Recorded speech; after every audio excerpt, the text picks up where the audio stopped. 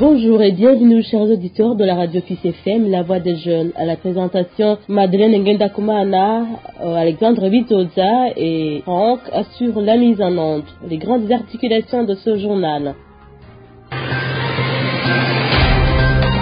Participer à la protection de la culture, coutumes et mœurs est un devoir des parents afin de garder l'identité de leur progéniture. Vous allez entendre les détails dans ce journal. Toute âme est charitable et prier et d'aider dans la scolarisation des enfants réfugiés urbains issus des familles pauvres. Des détails dans ce journal. Nadège Nakirutimana, réfugié burundais, fait le métier d'arbitrage dans le basketball. Chose inhabituelle, des détails également dans ce journal. L'Union européenne a augmenté les frais pour les aides des réfugiés des pays de la sous-région. Des détails également dans ce journal.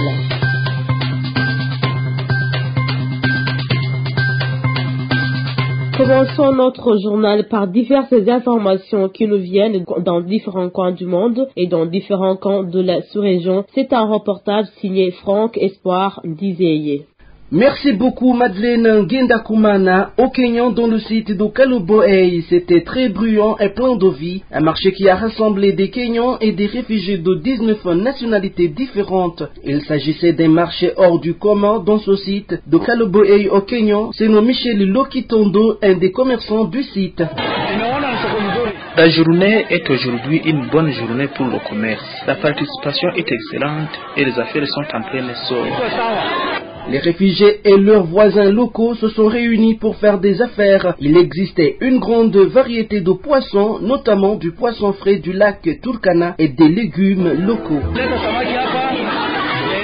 J'ai vendu 120 kg de perche dîner et réalisé de très bons bénéfices. J'ai également vendu 120 tilapia, chaque pièce à 800 shillings. Il y a un très grand marché de poissons dans le village.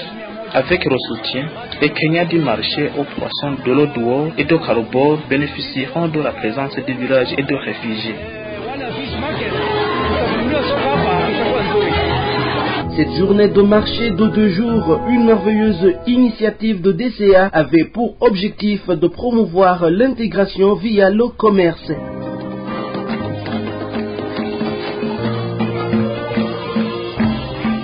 Toujours au Kenya, l'un des plus grands spectacles de talents de réfugiés au monde, comme chaque année dans le camp de réfugiés de Kakuma, plus de 700 personnes ont participé au concours Got Talent de cette année dans les domaines de la danse, de mannequinat, de la musique et autres. Monsieur Colin Onyango, responsable du secteur à Kakuma, nous parle de ce Got Talent.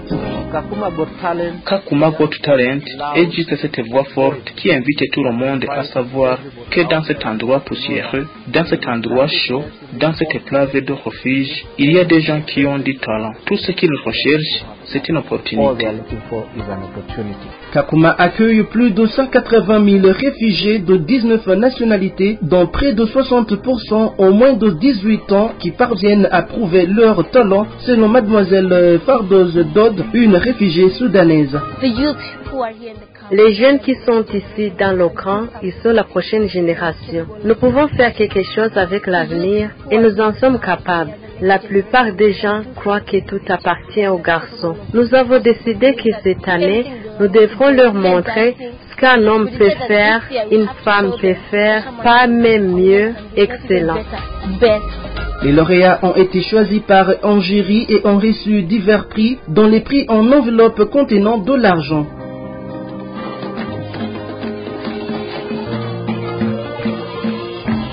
La fête de Noël peut être un rappel douloureux de la maison pour de nombreux réfugiés, mais pour une chorale unique au Liban, cette année a été différente. Les Libanais et les réfugiés se sont unis par l'esprit de Noël dans une chorale de Noël sans précédent. Wafa Curry, présidente de la société. Le moins que nous puissions faire est de leur dire de venir célébrer avec nous. L'objectif ici est d'être à la hauteur de notre humanité, de montrer qu'aucune géographie, aucune langue, aucun handicap ne peut nous séparer en tant qu'humains. Teresa Al-Hamal, une réfugiée irakienne, dans cette chorale se sent heureuse et lui fait oublier tout. La chorale m'a fait oublier la douleur d'exil. Ici, main dans la main, chantant ensemble, nous ressentons le bonheur et la paix. La douleur à l'intérieur de moi, la douleur du déplacement et les difficultés que j'ai subies, je voulais le laisser s'échapper d'une manière magnifique qui m'aide à me débarrasser de cette douleur.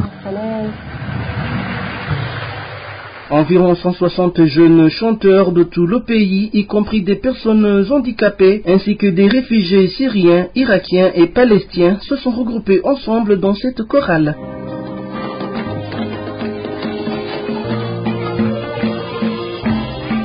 Un réfugié est comme tout autre être humain. Des propos d'une réfugiée syrienne et aspirante pilote de 19 ans, Maya Ghazal, au cours du récent événement de TEDx Place des Nations de ce décembre 2018. Un réfugié est comme n'importe quel être humain. La différence entre nous et la plupart des gens est énorme. Nous avons perdu nos maisons et nous avons été forcés de chercher la sécurité dans un autre pays. Mais c'est un changement de circonstance, pas un changement d'un être humain en une chose, ni d'une personne en un problème. Je vous mets au défi de trouver un groupe de personnes plus allergiques à la violence et à la discrimination que les réfugiés. N'est-ce pas évident? Nous avons fui la peur et la persécution. Nous sommes pacifiques par définition. Alors, pourquoi certains politiciens décrivent-ils le danger que nous représentons? Il n'y a pas mieux que Maya Ghazal, réfugiée syrienne, pour nous dire ce que signifie être un réfugié.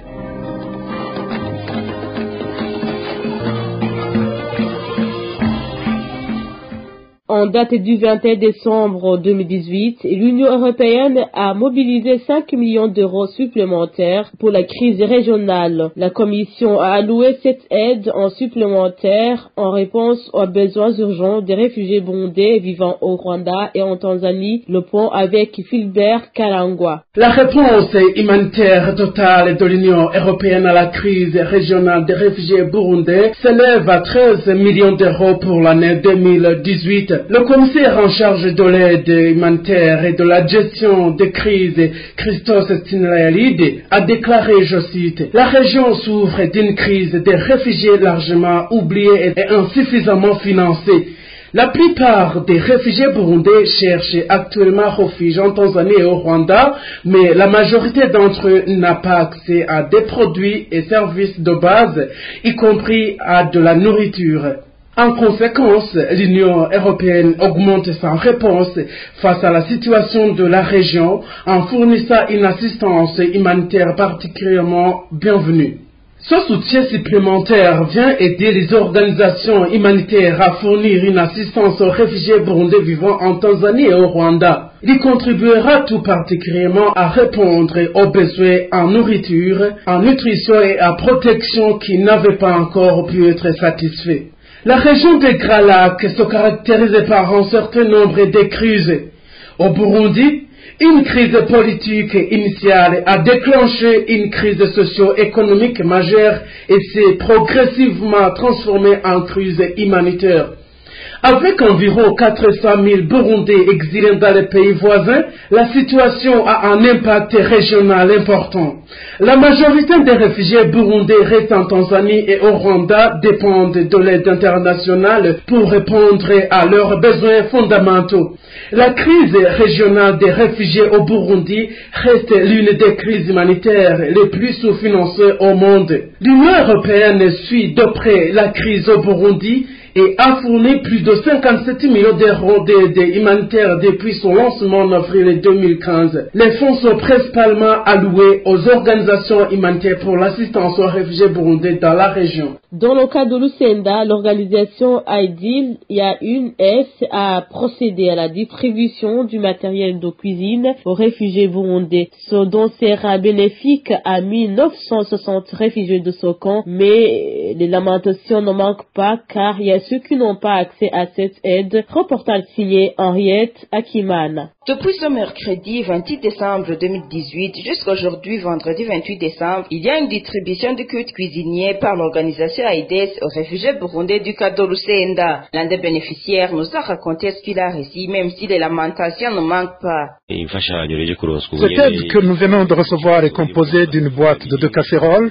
5 gobelets, 5 cuillères, un panel, 2 couteaux de table, tamis, un couteau de cuisine et autres matériels de cuisine. Nous avons reçu cette aide car si un parent te donne, tu dois recevoir. Mais nous avons encore besoin de beaucoup de choses. Les tentes de nos maisons sont détruites. Ils ont accepté de nous donner de l'électricité, mais jusqu'aujourd'hui, nous sommes dans l'obscurité. Nous leur remercions sur le don de casseroles. Il nous manque pas mal de choses. Nous leur demandons de bien vouloir nous aider comme nous l'ont promis.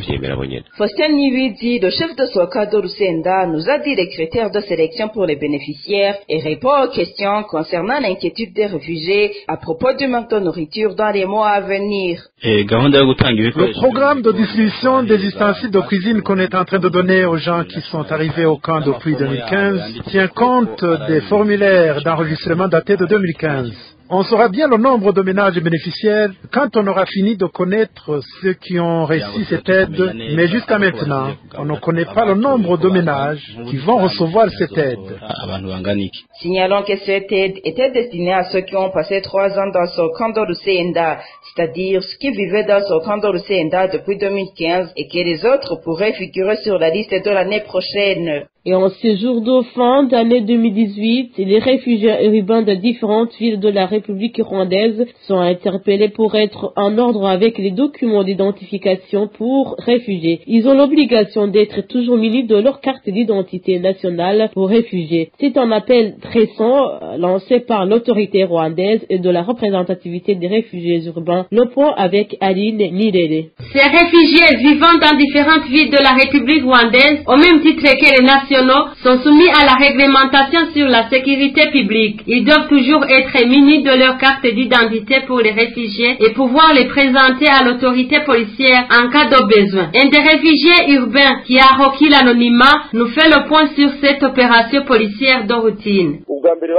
La première fois, on nous a arrêtés. C'était à 22h. Nous nous ont croisés et nous ont demandé d'où nous étions venus et pourquoi nous étions en train de courir comme des bandits. Nous leur avons répondu que nous étions venus du service de l'église et nous ont demandé des papiers d'identité. Devant nous, il y avait 2 voitures pick-up qui transportaient des sans-papiers. Nous leur avons approchés pour leur présenter des papiers et ils nous ont relâchés. La seconde fois, nous étions venus de Gikondo, vers Majigwa. Nous nous ont encore une fois arrêtés. C'étaient des agents de la sécurité, vers 3h. Nous leur avons encore une fois présenté nos papiers. Juste après quelques mètres à Gatenga, nous sommes encore une fois arrêtés. Mais toujours, nous leur avons présenté nos papiers et ils nous ont relâchés.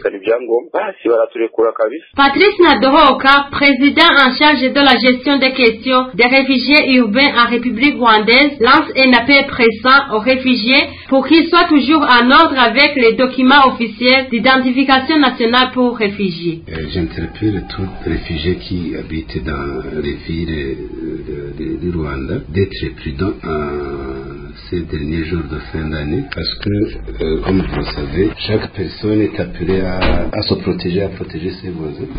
Et c'est pour cela qu'ils doivent se munir chaque fois de leur carte d'identité ou de leur statut de réfugié en cas de déplacement en dehors de la maison, afin qu'ils soient protégés, qu'il n'y ait pas de difficulté avec la police. Et comme ça, nous n'aurons pas non plus de difficulté pour aller les voir dans les différentes prisons ou cachots et expliquer les raisons pour lesquelles ils ont été appréhendés. Terminons cette information en vous rappelant que les cartes d'identité nationale pour réfugiés sont distribuées conjointement par Minema, l'immigration et le HCR ce 27 et 28 décembre 2018. Ces dernières institutions pourront continuer cette activité pour différents nouveaux enregistrements et c'est en revérification. Même s'ils sont en exil, les réfugiés du camp de Nakival en Ouganda se sont joints aux chrétiens du monde entier pour célébrer la naissance de l'enfant Jésus ce mardi 25 décembre 2018. Les détails avec Yves Irakoze qui était au camp de Nakival.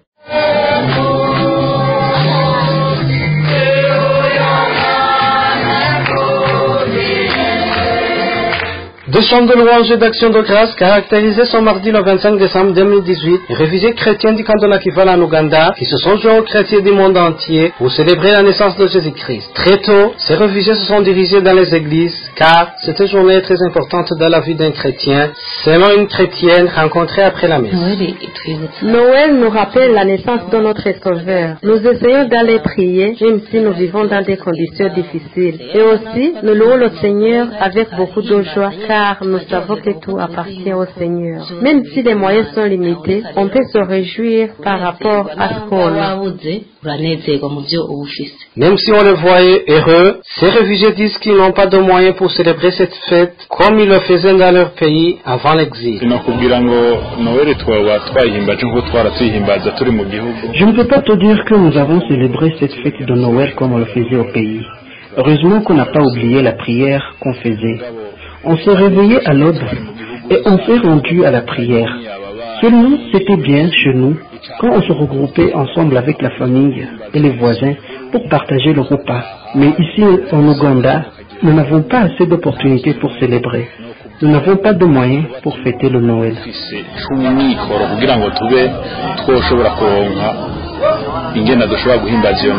Nous clôturons en vous rappelant qu'après la messe, ils se sont retournés dans leur famille pour partager le peu qu'ils ont pu avoir. Yves il a causé pour le compte de Nakivale en Ouganda pour la radio Peace FM. Et dans cette même logique de la célébration de la naissance de l'enfant Jésus, la fête de Noël a été bénéfique pour les réfugiés démunis du camp de Lusenda. Après la messe, la commission chargée de la liturgie a offert un don composé de pain, de vivres et d'une enveloppe aux personnes plus âgées et ceux qui vivent avec un handicap. C'est le bénéficiaire salue ce geste qui est venu dans un moment opportun. Le point avec Béni Axel Kana.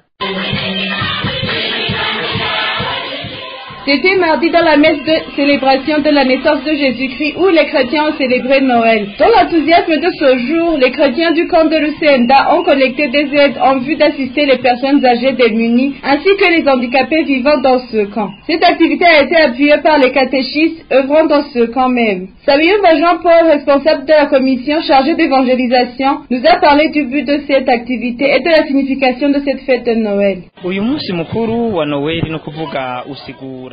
Le jour de Noël signifie la naissance de l'enfant Jésus.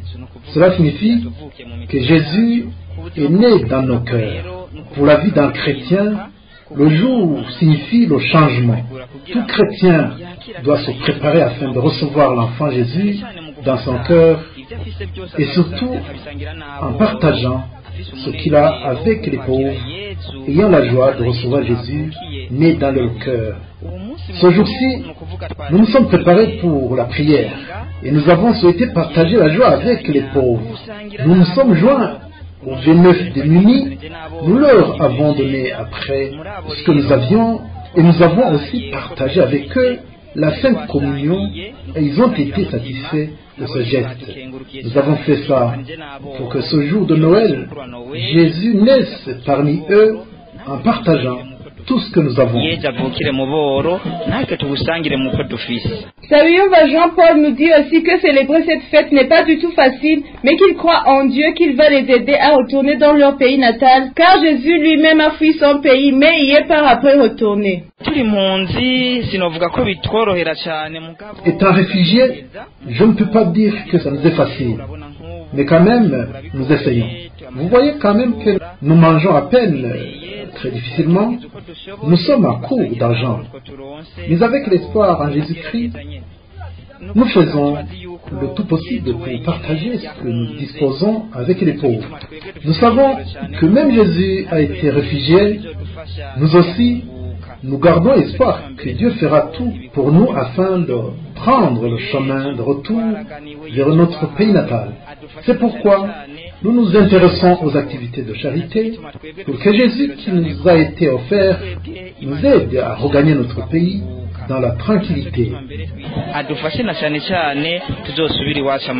29 réfugiés démunis constitués en grande partie par des personnes plus âgées ont reçu une aide. Ils ont été choisis dans 10 différentes fraternités chrétiennes. Celle-ci est l'une parmi ceux qui ont bénéficié de cette aide. Elle remercie vivement ses bienfaiteurs.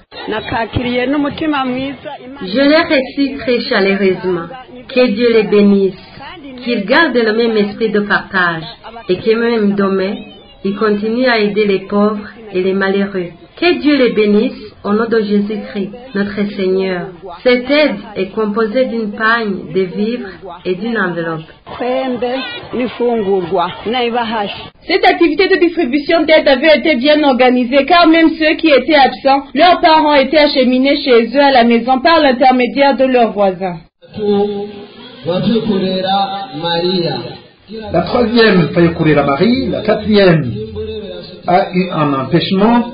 Peut-être qu'elle a eu des problèmes, mais j'espère bien que sa part lui pourra parvenir à sa maison sans difficulté. Vous saurez que ce même jour, dans ce camp de Lucenda, l'association AIDS a distribué du matériel de cuisine aux réfugiés. Environ 1000 familles vont aussi recevoir ce matériel, comme l'affirme le gestionnaire de ce camp de Lucenda. Dans ces jours, les parents qui ont deux petits garçons leur font une circoncision. Cette pratique se fait surtout au centre de santé ou aux hôpitaux par des personnes habilitées et qui ont l'expérience en la matière et peut endommager la vie de celui qui subit cette opération si c'est mal fait et entraîne beaucoup de conséquences dans sa vie. Le point avec Janine Nidjimbele. Cette pratique de circoncision pour les petits garçons est d'une grande importance si elle se fait dans des endroits appropriés et par des personnes habilitées et qui ont plus d'expérience. Ces jours-ci, les conditions de cette pratique ne sont plus respectées par quelques-uns. L'exemple est l'enfant du camp de Mahama qui a été mal circoncis par un infirmier et cette opération a été faite au domicile de ses parents. La mère de l'enfant nous en dit plus. Je suis allée au centre de santé pour circoncire mon enfant et il y avait trop de monde. J'étais un peu pressée et l'infirmier m'a dit qu'il va me trouver à la maison pour faire cette circoncision. Je lui ai donné mon adresse et il est arrivé chez moi à 8 heures avec tout le matériel. Il a fait l'opération à l'enfant et a coupé le blanc de son pénis. Ce jour-là, je ne l'avais pas su. Je l'ai remarqué le lendemain matin et je me suis précipitée à lui ramener encore au centre de santé. Après avoir consulté l'enfant, le docteur m'a demandé « Madame, qui a fait cela ?» J'ai dit son nom et ils l'ont reconnu et ils m'ont dit « Madame, sois calme. On a fait du mal à ton enfant, on lui a enlevé son gland et ne reste qu'une petite partie. »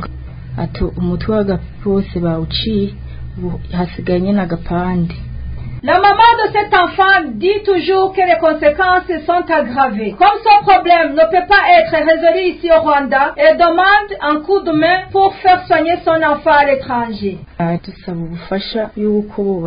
Je demande une aide pour faire soigner mon enfant, pour arrêter cela, car ça me traumatise et ça me fatigue beaucoup, parce que l'enfant passe la nuit à pleurer. On ne dort pas pendant la nuit, l'enfant ne mange pas, ne tète pas et à cause des douleurs qu'il sent. Si on a un bienfaiteur pour nous aider à le soigner, ça serait bien. Il y a aussi un autre problème, son testicule a disparu à cause des douleurs qu'il avait. D'après le médecin Gendakumana Daniel, des accidents suite à la circoncision sont nombreux quand les conditions ne sont pas honorées. Il lance un appel aux parents d'amener leurs enfants dans des endroits connus et appropriés. Je fais un appel aux parents qui ont des enfants. Cette pratique ne se fait pas en cachette ou à la maison. Il se fait au centre de santé, aux hôpitaux qui ont du matériel suffisant et des médecins spécialisés. Et notre appel est à l'endroit des gens qui travaillent, que ce soit médecin ou non. Si c'est vraiment un médecin qui a étudié la déontologie et l'éthique de la médecine, je demande à ce que cela soit arrêté. Cette pratique de circoncision aide beaucoup pour l'hygiène du sexe et à la prévention de quelques maladies dues au manque de propreté.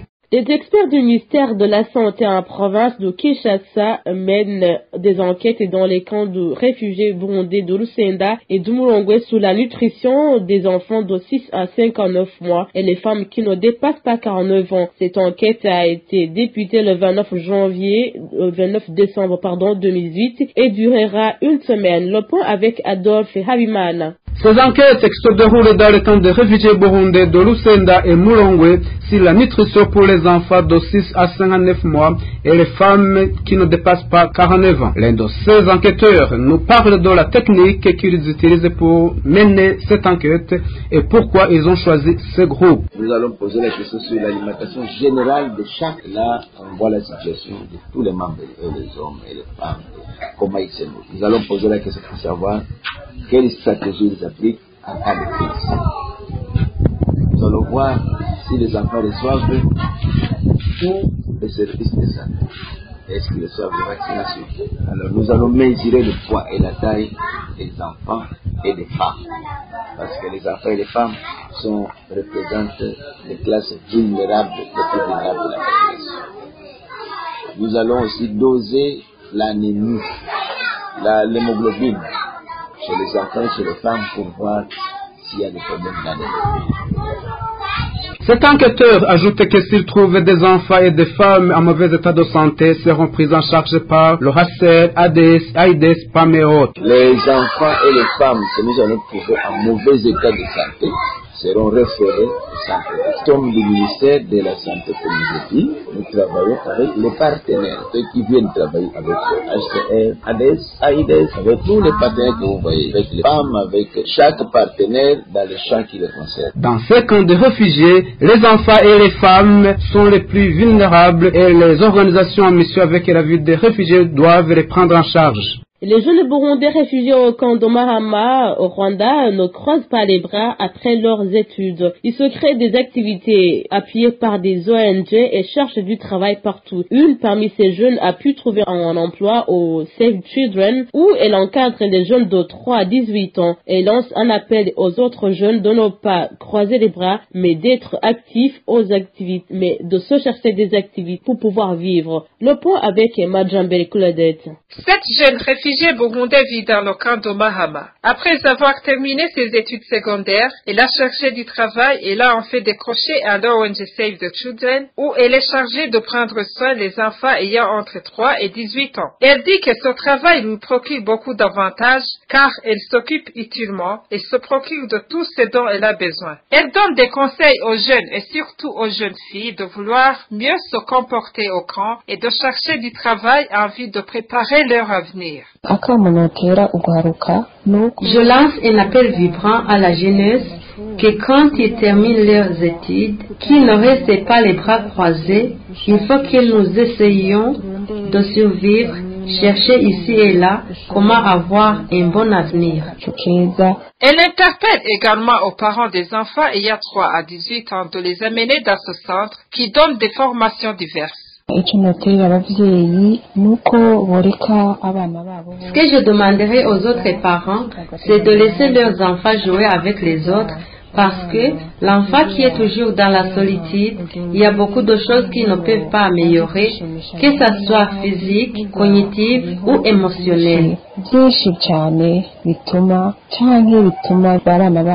Alors, c'est bon de laisser les enfants être parmi les autres, comme ça ils peuvent apprendre beaucoup de choses, ils peuvent y apprendre même la lecture et l'écriture. Signalons que le camp de Mahama abrite un grand nombre d'écoliers, d'élèves et étudiants qui ont besoin d'un encadrement physique, moral et intellectuel. 475 enfants âgés de 6 mois à 11 mois sur un nombre de 1800 attendus et plus de 4 millions d'enfants âgés de 12 mois à 59 mois sur près de 7000 qui étaient attendus sont les nombres d'enfants qui ont reçu le vaccin contre l'albendazole dans le camp des réfugiés burundais de Lusenda. Marie-Charles nous fait le point. Cette campagne de riposte contre l'albendazole aux enfants de 6 à 59 mois a été organisée par l'organisation partenaire du Haut-Commissariat des Nations Unies pour les réfugiés HCR dans le domaine sanitaire au cas de Lusenda au site de Mulongwe, l'agence de développement économique et social, ADES en sigle. Les enfants se trouvant dans cette tranche d'âge étaient répartis dans des groupes. D'abord, les enfants âgés de 6 à 11 mois ont été vitaminés de 50 mg contre l'albendazole. Et en fait, ceux de 12 à 59 mois vitaminés de 200 mg accompagnés d'un comprimé de 600 mg contre cette maladie.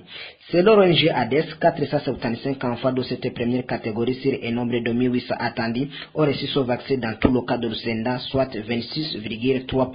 La même organisation souligne que 4230 enfants de la deuxième catégorie sur un nombre de 6700 attendus auraient reçu le même vaccin dans son cas, soit 63,1%. Cette organisation se demande d'où est parti les 3795 enfants concernés par ce vaccin mais qui l'ont boycotté. ADES fait appel à Para à acheminer les enfants au poste de santé de Lusenda en fait d'en recevoir. Signalons qu'une équipe de 15 agents de l'ADES était éparpillée dans tout le cadre de Lusenda à cet effet en date du 18 au 22 décembre 2018. Depuis le cadre de Lusenda en RDC, Marie-Charles Ninina Hazoué pour la radio Peace FM. Et les Burundaises continuent à montrer leur dynamisme à milieu de refuge. L'exemple est cette jeune Burundaise du nom de Nadège Nakarutimana, réfugiée au Rwanda, qui fait le métier d'arbitrage dans le lieu de basketball et dit que son métier génère quelques sous et cela lui complète dans ses besoins. Les détails avec Léandre Zeymana. Un milieu de refuge est un milieu où on rencontre plusieurs problèmes tellement rocambolesques. Néanmoins, les Burundaises et Burundaises réfugiés au Rwanda continuent à montrer combien ils sont hyper dynamiques. Nadège Nakarutimana, cette fille burundaise, est un des exemples. Celle-ci est une star de terrain de basket, puisque c'est une arbitre reconnue par la Fédération rwandaise de basket et fait partie aussi des membres de l'association des arbitres au Rwanda. Elle nous dit ici que son métier ne la fait pas vivre dans le milieu de refuge, mais que cependant lui complète dans plusieurs besoins nécessités pour sa survie. C'est un métier qu'on peut faire, qu'on peut combiner avec des autres métiers. Je peux pas dire que c'est un métier comme les autres. C'est une simple occupation que chacun peut apprécier et peut faire quand même. Il maîtrise les lois du jeu. Donc il y a les arbitres de football, les arbitres de basket, il y a les arbitres dans plusieurs jeux. Moi je suis l'arbitre de basketball parce que j'aime le jeu. En ce qui est des défis qu'il rencontre dans son métier, la jeune fille burundaise rassure qu'ils sont très moindres car elle n'est pas seule au terrain. Il y a des commissaires de match chargés de la discipline et de la sécurité des arbitres. Nous vous signalons qu'Inadège Nakarutimana est en même temps étudiante à l'Institut de l'éducation physique à l'Université du Rwanda. Les réfugiés urbains du Rwanda lancent un appel à toute âme charitable d'aider à la scolarisation de leurs enfants car ils sont incapables de payer les frais de scolarité. C'est au moment où l'année scolaire 2019 va bientôt commencer et ça leur sera le deuxième année sans aller à l'école. Claudine Dachimier nous fait le point. Toute une année scolaire s'est écoulée sans que les élèves réfugiés urbains du Rwanda aillent à l'école. La raison est que l'ONG ADRA en charge de la scolarisation a arrêté de payer les minervois des élèves vivant dans les villes du Rwanda, prétextant que tout réfugié vivant hors du cas est capable de subvenir à chaque besoin, ce qui est différent de ce que les parents et les élèves pensent. Ils nous ont informés et nous ont dit que celui qui veut qu'on lui paie le minerval doivent aller au camp et que ceux qui sont à Kigali sont capables de payer le minerval. Mais c'est pas du tout vrai. Les parents d'élèves disent être dépassés car même la réunion que ces derniers ont tenue avec leurs représentants n'a donné aucun résultat jusqu'à maintenant. On a élu nos membres du comité dans chaque district. On nous a dit qu'on va nous appeler. Jusqu'à maintenant, personne ne nous a pas appelés. Nous ne connaissons pas ce qui s'est passé. On a entendu qu'il y a eu une réunion avec le comité et ADRA. Jusqu'aujourd'hui, aucun résultat. Je crois que si rien n'est fait, on risque de passer une autre année blanche. Il lance un appel à toutes mes charitables de revenir en aide car les enfants risquent de rester à la maison même pour l'année scolaire 2019. Nous demandons qu'on nous aide pour que nos enfants reprennent le chemin de l'école. Les enfants qui restent à la maison sont nombreux. Ceux du secondaire restent à la maison et ceux du primaire n'étudient pas comme il faut. Nous demandons qu'on nous aide pour que nos enfants continuent leurs études. Nous leur implorons pour qu'ils nous aident parce que les parents de Kigali n'ont pas du tout les moyens. Beaucoup d'élèves n'ont pas étudié l'année passée. Nous insistons pour qu'on nous aide car c'est à l'école que se trouve notre avenir. Les représentants des réfugiés urbains tranquillisent ses parents ainsi que les élèves car de leur part ils sont en train de chercher une aide pour que ces enfants rejoignent le banc de l'école. L'année scolaire 2019 débutera le lundi, le 19 janvier. Les parents doivent participer à la protection de la culture, coutumes et mœurs. Leur outil principal n'est pas autre que l'éducation donnée à l'égard de leurs enfants, surtout qu'à nos jours où pas mal de facteurs sont à la base de la dégradation de l'éducation. Emmanuel Ngonzimana pour les détails. Dans notre hebdomadaire de ce vendredi dernier, votre radio Peace FM a commenté sur l'éducation de base que l'enfant devrait recevoir, car celle-ci est plus capitale dans la vie quotidienne. Aujourd'hui, nous voulons revenir sur ce sujet pour parler de certains problèmes que rencontrent les parents dans l'exécution de mise en œuvre de leurs tâches d'éducation de leurs enfants. Auparavant, l'éducation de l'enfant était donnée par tout le monde, étant à l'entourage de celui-ci. Il était censé un trésor public. Il n'appartenait pas aux parents de ça seulement. C'est pourquoi l'enfant était protégé par tous et était puni par n'importe qui en cas de faute. L'enfant ne subissait pas seulement de sanctions à toute malconduite, mais il avait aussi part à des séances de conseil en écoutant de belles histoires à la maison autour du fait. Ce dernier était le moyen le plus efficace pour interdire l'enfant de faire n'importe quoi et surtout de savoir ce qu'il doit respecter. Ce qui est contraire à nos jours, car ces histoires et autres sont remplacées par d'autres moyens de communication qui ignorent l'éducation. Parmi eux se trouvent les chaînes télévisées, les postes de radio, etc. Un des parents se lamente de ce fait. Quand l'enfant avait commis une faute, ses parents pouvaient le corriger par de petits adages ou de petites histoires. Après avoir écouté tous ces conseils, l'enfant se retrouvait à la place du fautif qu'il a réellement commis la faute. Dans ce cas, il en tirait la leçon. Des associations de droits humains ne sont pas moindres dans la destruction de l'éducation, notamment qui ne se coïncident pas à cette dernière. Maître Janvier Bigirimana nous relate de santé des facteurs qui sont à la base de cette destruction. Il y a les droits de l'enfant qui doivent être respectés, mais d'un autre côté, il y a cette valeur ancestrale qui devrait prévaloir, notamment par le fait que l'enfant devrait être toujours considéré comme appartenant à toute la société, indistinctement de leurs parents, de leurs frères et sœurs, parce que l'enfant, c'était une valeur très importante, le fait qu'on considérait que l'enfant appartient de façon indistincte à toute la communauté. Pourrions-nous citer tous les effets influençant cette destruction? Non, ils sont aussi plus nombreux, mais nous voudrions signaler aux parents que la lutte est à eux, qu'ils ne l'ignorent pas, car c'est un combat important à mener comme tant d'autres. Ainsi s'achève ce journal. Merci de nous avoir prêté oreille attentive. Merci à Alexandre Bizoza et Franck pour leur collaboration technique. Merci aussi à vous qui êtes fidèles de la radio Peace FM. Bon week-end à tous. Au revoir.